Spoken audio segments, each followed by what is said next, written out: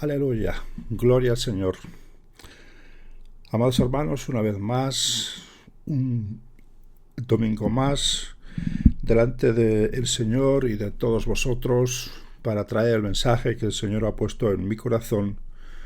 Pero antes de comenzar, como siempre, vamos a dar gracias a Dios y a pedirle que tenga el control y tome su lugar, el lugar que le corresponde, y que reciba toda la gloria y la honra. Aleluya. Nuestro Padre, nuestro amado, nuestro Dios eterno, tú eres nuestro Salvador y Señor, y en ti nuestra confianza, nuestra esperanza está puesta, porque tú eres nuestro Dios eterno, nuestro Príncipe de paz, nuestro Rey de Reyes, el Señor y Salvador de cada una de nuestras vidas, aquel que ha provisto para cada uno de los seres humanos la salvación a su alcance, por medio, nuestro Dios, de esa sangre preciosa vertida en la cruz del Calvario, a través de la cual tenemos, Padre del cielo, la oportunidad de ser salvos, Padre, entregando nuestra vida al Señor y Salvador, oh Dios. Gracias, Padre. Queremos poner delante de ti el mensaje de hoy, que tú lo bendigas, Padre, que tú tengas el control absoluto sobre cada palabra, sobre cada tono de voz, sobre cada frase, oh Dios, sobre cada coma, sobre cada tilde, sobre cada punto. Oh Dios, ten tú el control absoluto y obra en nuestra vida, Padre, obra de tal forma que nuestra vida pueda ser transformada y cambiada a la preciosa imagen de tu Hijo, Cristo Jesús, a través del Espíritu Santo y de esa obra santificadora, que nuestra vida vaya, oh Dios, siendo santificada de día en día hasta alcanzar la estatura de Cristo. Padre, muchas gracias. Bendice esta preciosa palabra en el nombre de Cristo Jesús, en el nombre del Padre y del Hijo y del Espíritu Santo. Amén y amén. Gloria al Señor. Aleluya. Amados hermanos, amigos que estáis en el canal, una vez más os envío un saludo cordial y el deseo de que Dios os bendiga grandemente, que prospere vuestras vidas en todos los ámbitos. Aleluya, conforme Él quiera y sea necesidad vuestra.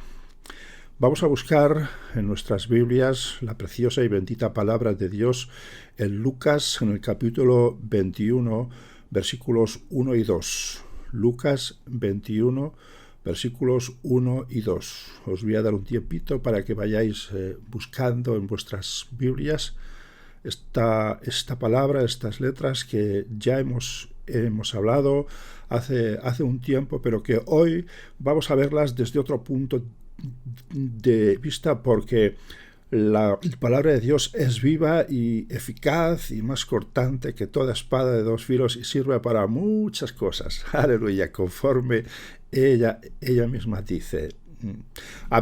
Ya vamos ahora a leer entonces en Lucas 21 versos 1 y 2. Dice: levantando los ojos vio a los ricos que echaban sus ofrendas en el arca de las ofrendas. Vio también a una viuda muy pobre que echaba allí 2 blancas. Amén. Y como dije antes, estos versículos, estas palabras, ya las hemos visto hace un tiempo, pero hoy vamos a hablar de estos textos en un modo diferente al que hace unos días hablamos.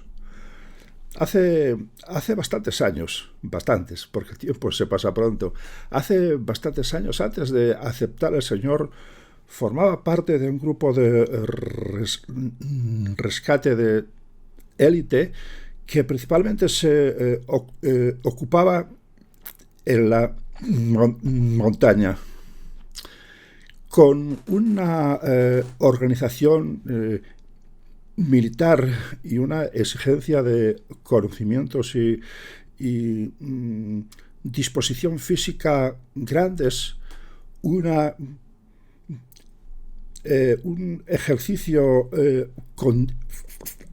continuado y unas prácticas con otras unidades de rescate, incluso con el ejército nacional.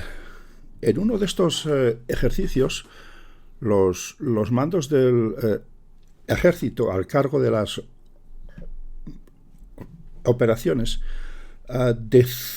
decidieron separar los mandos de la tropa cuando era el tiempo de la comida, del almuerzo. El capitán nuestro alegó que la unidad nuestra siempre hacía todo juntos y que no veía razón alguna para separarnos. Él iba a almorzar junto a nosotros y el resto de mandos de la unidad nuestra, bien con los otros mandos o con la tropa, pero no separados de nosotros. Luego de un intercambio de opiniones, accedieron a que la unidad nuestra almorzase con los mandos de los demás grupos. ¿Sabes? Aquella acción de nuestro capitán quedó marcada en mi vida y me ha servido para tomar decisiones en multitud de casos y ámbitos, tanto en la vida eclesial como en la secular. Nuestro capitán defendió la realidad de que éramos una unidad para todas las cosas. Él nos defendió ante los demás. Perdón, hoy tengo la voz bastante mal. Ahora bien, Jesús es el capitán de nuestra vida. Él defiende a su tropa de las asechanzas de cualquiera que quiera romper esta unidad en el seno de su iglesia. Nazca de donde nazca, e incluso puede nacer en el mismo cuerpo suyo. Él se preocupa del estado de su iglesia porque constituye el cuerpo del cual él es la cabeza y se pone a disposición de todos aquellos que quieran formar parte de su ejército, de su unidad, actuando con ellos del mismo modo. Tan solo un vistazo a los evangelios para darnos cuenta de que esto era así. Bueno, me disculpáis. Del mismo modo que Jesús desvió su camino ordinario para atender a una mujer de Samaria y por extensión al pueblo en el que ella residía, sanó a una mujer que padecía flujo de sangre desde hacía tiempo, aún en medio del tumulto que le apretaba y empujaba para seguirle. Jesús también atendió al siervo de un centurión de Roma, aún en la distancia, del mismo modo que resucitó a la hija de un principal de la sinagoga. Respondió a la verdadera necesidad de un miembro de Sanedrín, aún en la noche, y atendió la también necesidad de una mujer que ni tan siquiera era judía, acerca de su hija, que era atormentada por un demonio. Fue al otro lado del mar para sanar a un endemoniado al que le hacía la vida imposible una legión entera de demonios, aún a sabiendas de que los habitantes de aquella ciudad le rogarían después que se fuera de allí porque tenían miedo de él. Y también en un viaje de vuelta, después de que obró la multiplicación de los panes y los peces sobre más de 5.000 personas, alargó su mano para rescatar a Pedro cuando el orgullo de este hombre afloró sobre él al pensar que era capaz por sus propios medios de andar sobre el mar como lo hacía Jesús, calmando después la tempestad con su sola presencia. El Maestro lo hizo así. Y así estaríamos recordando una tras otra todas las situaciones en las cuales Jesús demostró repetidamente que estaba pendiente no solo de su pueblo, sino de todos aquellos que con confianza se acercaban a él o clamaban para que viniese a ellos, como el caso de aquel hombre ciego que a gran voz llamó a Jesús y encontró no solamente la sanidad, sino el perdón de los pecados de su vida. Desde el principio de su juventud, Jesús estuvo discutiendo con los doctores de la ley, quienes se asombraban de todo lo que él sabía. Hasta en la misma puerta de su muerte, Jesús dio cobijo en su reino a un hombre arrepentido, un ladrón. Durante toda su vida encontró ser salvo a una de las mismas puertas de su muerte.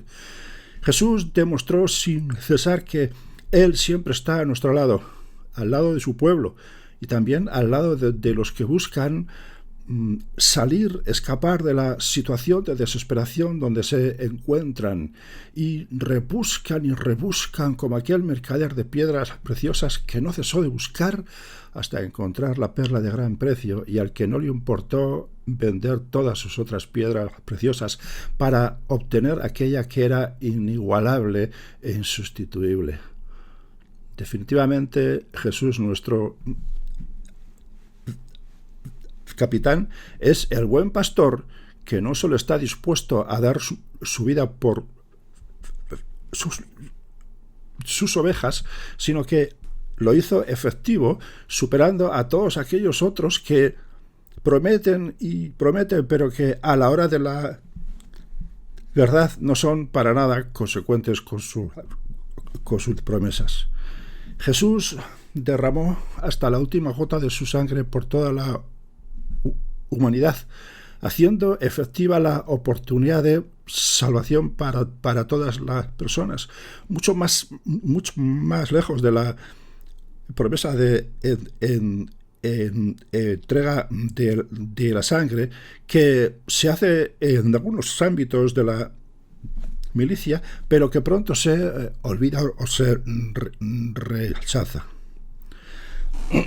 Y aún ampliando nuestra búsqueda en la Biblia, encontramos que el Dios Trino siempre ha estado, está y estará a disposición de su pueblo para resolver sus situaciones, ampliando, como venimos diciendo, el cerco de actuación hacia quienes, no siendo su pueblo, decidan voluntariamente acercarse a él para comenzar a serlo.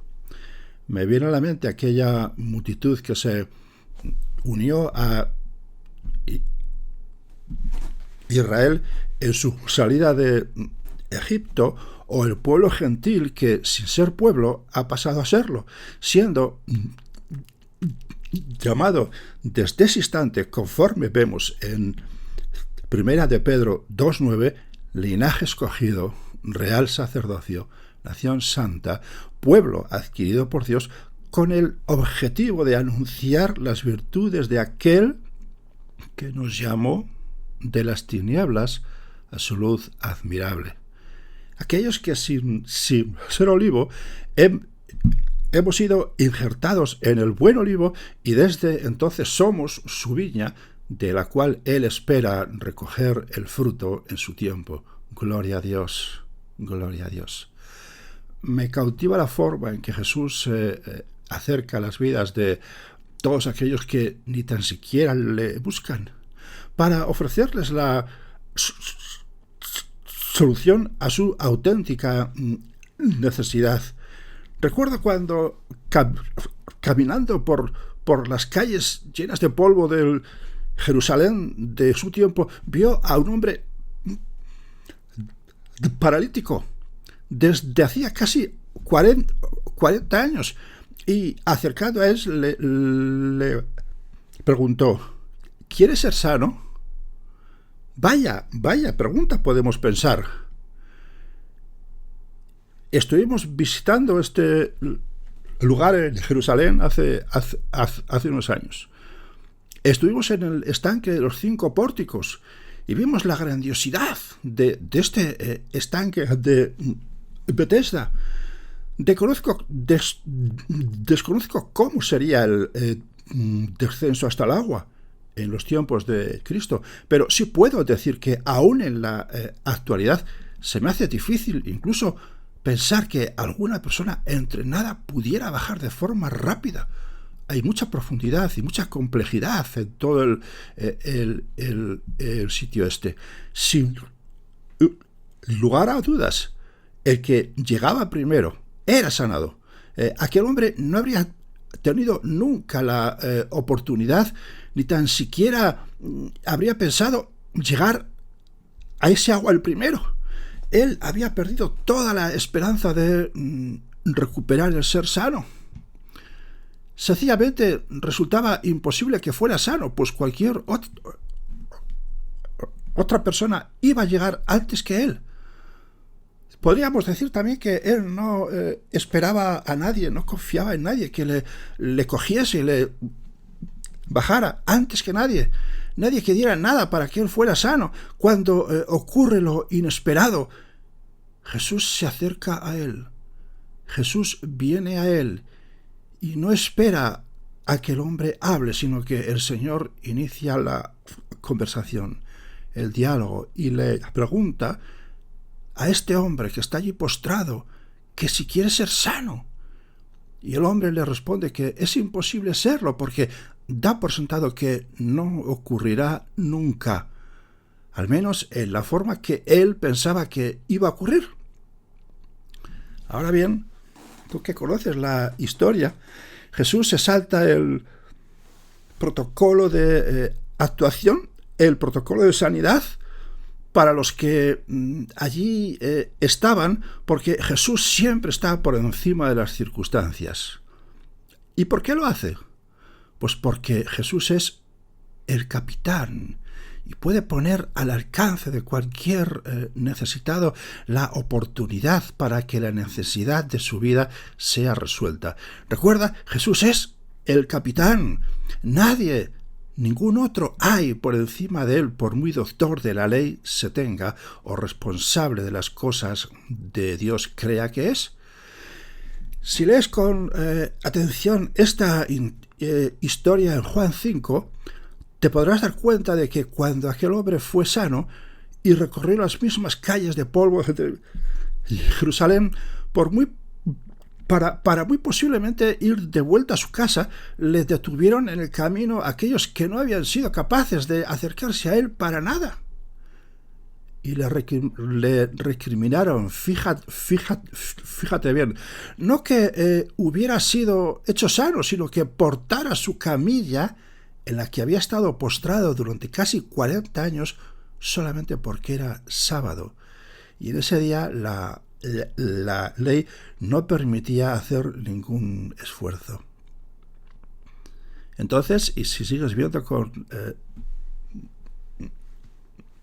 atención en Juan 5, verás que este hombre dijo a aquellos que no se habían preocupado por él durante esos largos años y que ahora le veían portando su camilla, que el mismo que le sanó le ordenó que llevara su lecho consigo.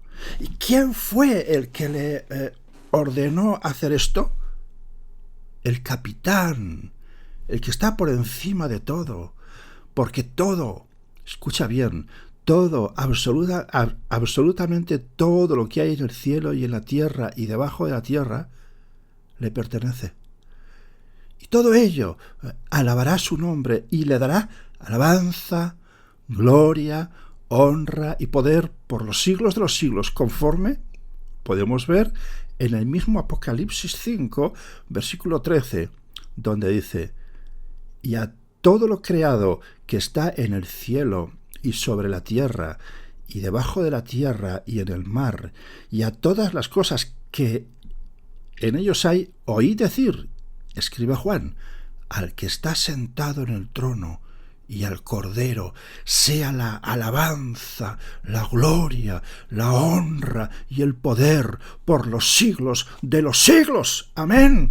Y entonces se va a hacer efectiva la palabra que encontramos en el Salmo 19 y en el Salmo 148, donde dice que toda la creación alabará su nombre. Y es solamente por poner un ejemplo o dos de los múltiples que en la palabra de Dios encontramos, donde dice toda la creación alabará su nombre.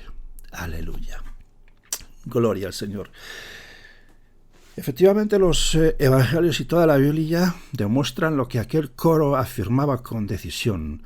Aquel coro viejito en el tiempo que decía algo así. Yo canto mal, pero bueno, vamos allá.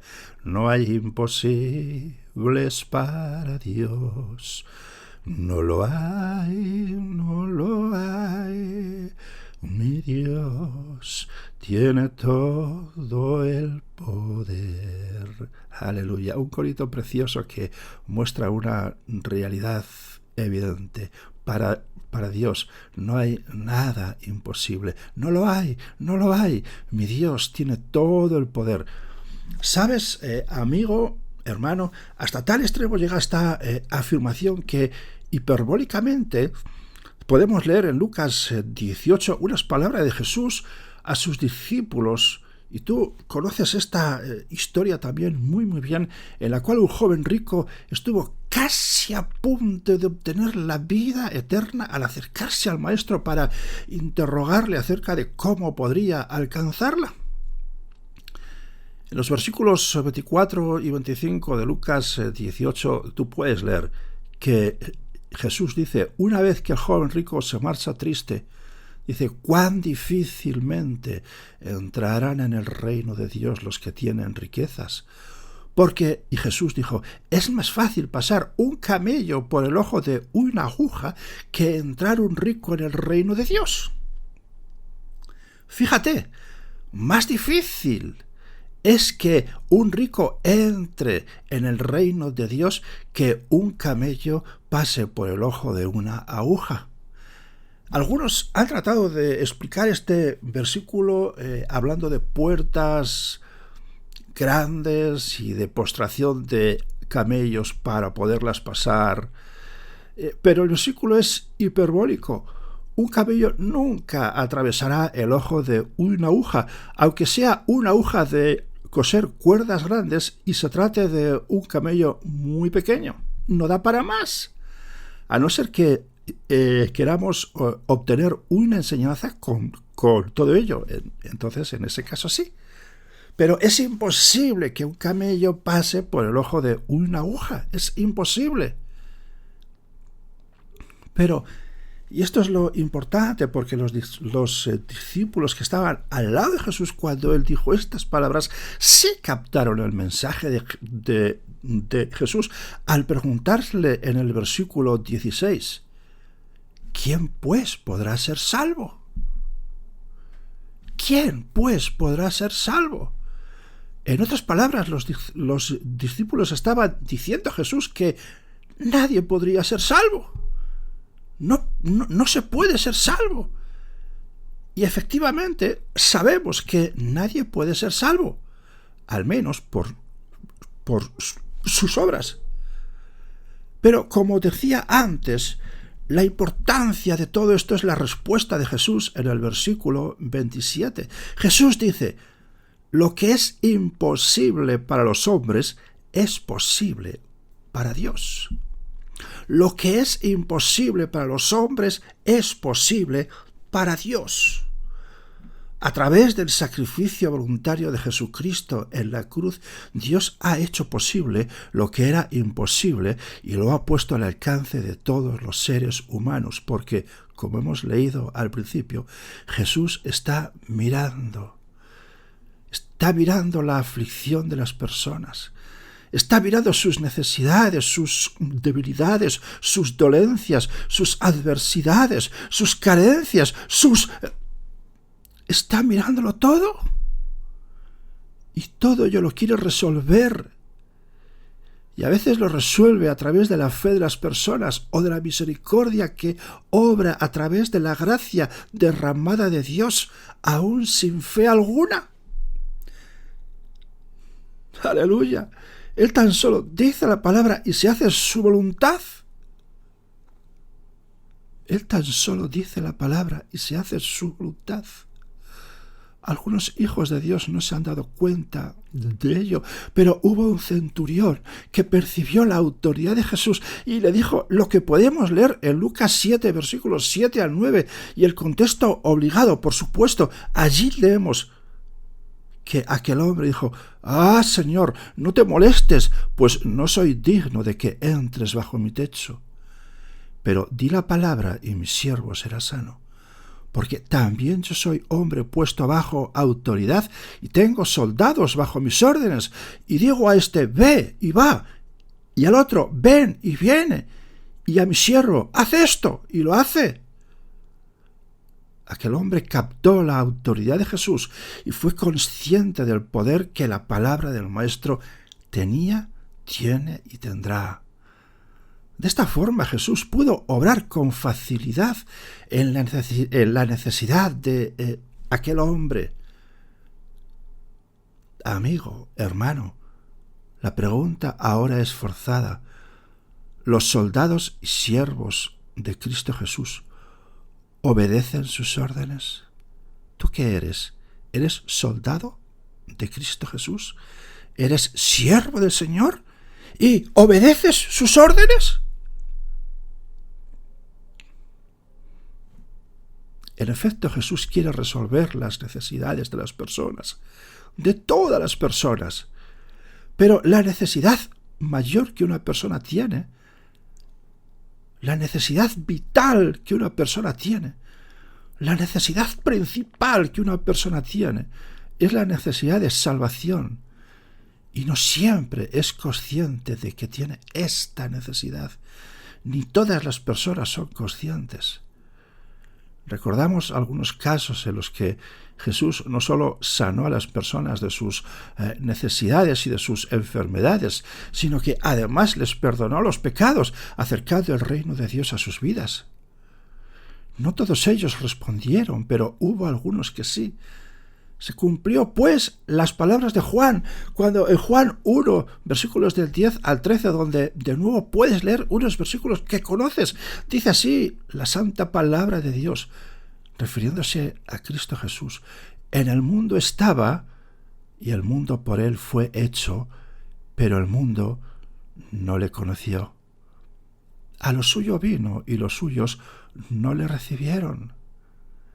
Mas a todos los que le recibieron, a los que creen en su nombre, les dio potestad de ser hechos hijos de Dios, los cuales no son engendrados de sangre, ni de voluntad de carne, ni de voluntad de varón, sino de Dios».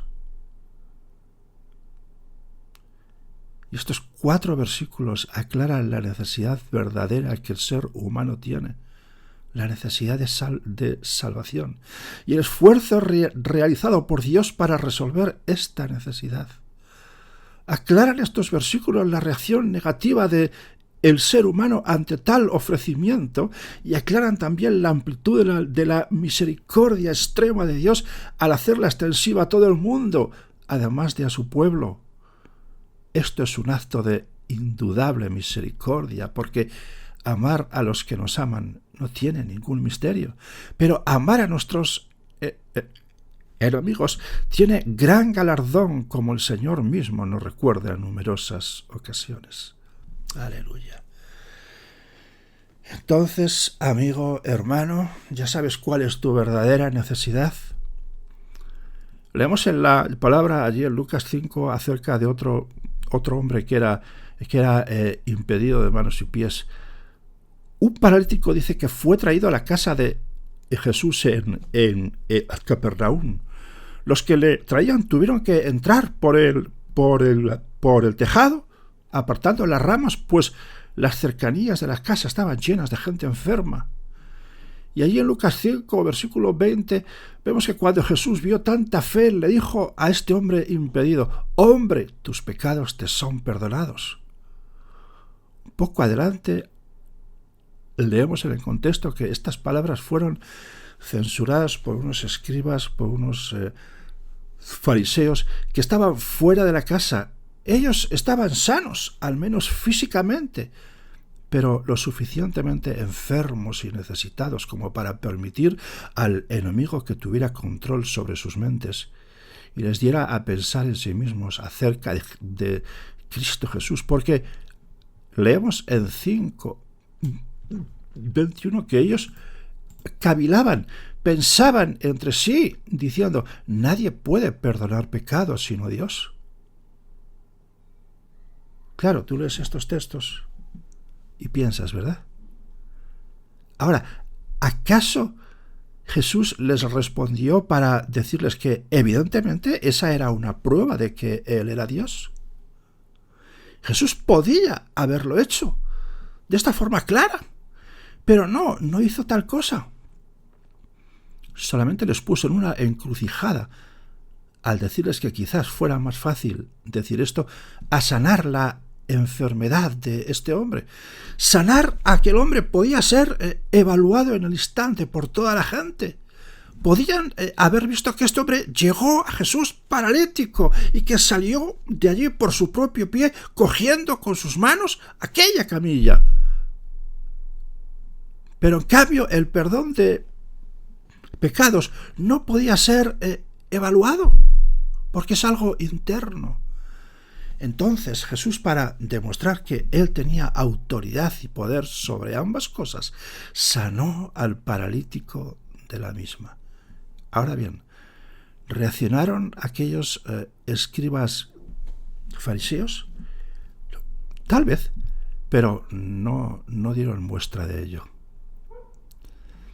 Amigo y hermano, Jesús te perdona tus pecados y te declara libre de ellos al echarlos al fondo del mar y no acordarse nunca más para condenarte. Dime, ¿reaccionarías ante la importancia de este evento tan importante para tu vida eterna? ¿Se podría pasar a la vida eterna cojo, ciego, mudo, paralítico, pero nunca con pecados? ¿Se podría pasar impedido de cualquier cosa, pero sin un solo pecado? No puedes tener pecados, no puedes pasar a la eternidad con pecados. Nadie va a pasar a la eternidad con tan solo un pecado. Nadie. Entonces, ¿qué es lo verdaderamente importante? La sanidad interna, la del corazón, la espiritual. Mira mi voz, mi defecto de voz. He clamado al Señor muchas veces por sanidad, pero he entendido que no es posible. Al igual que Pablo, he oído la voz del Señor diciéndome: bástate mi gracia, porque mi poder se perfecciona en la debilidad. ¿Entiendes lo que digo? Entraré al cielo posiblemente de esta forma, pero entraré al cielo y viviré la eternidad al lado de mi Señor. ¿Y entonces? Entonces, gloria a Dios, no sabe las ganas que tengo de experimentar las letras que encuentro en Apocalipsis 21:4. Allí, este versículo demoledor, este versículo maravilloso, dice: enjugará Dios toda lágrima de los ojos de ellos, y ya no habrá muerte, ni habrá más llanto, ni clamor, ni dolor, porque las primeras cosas pasaron. Aleluya.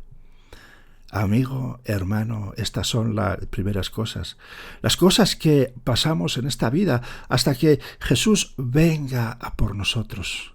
Entonces todo cambiará. Seremos transformados y ya no seremos como antes fuimos.